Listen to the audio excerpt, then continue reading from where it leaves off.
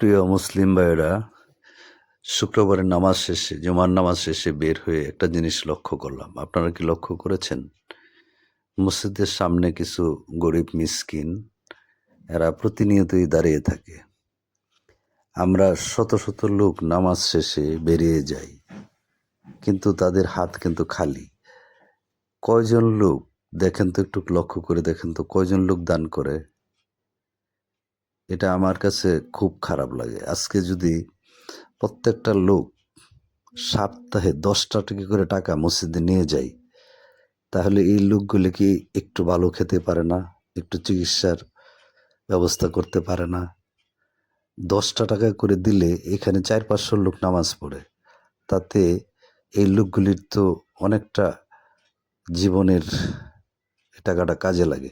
মসজিদে দেখা যায় দান করে অনেকে, আমি দেখলাম যে মসজিদে প্রতি শুক্রবারই দান করে।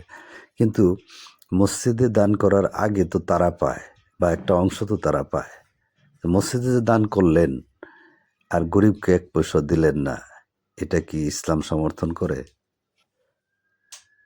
এই জিনিসটা আমার কাছে খুব খারাপ লাগে, তাই এই ভিডিওটা করলাম। সম্পূর্ণ ভিডিওটা দেখবেন এবং মন্তব্য করবেন যে আজকে কেন আমাদের এই অবস্থা। 10টা করে টাকা নিলে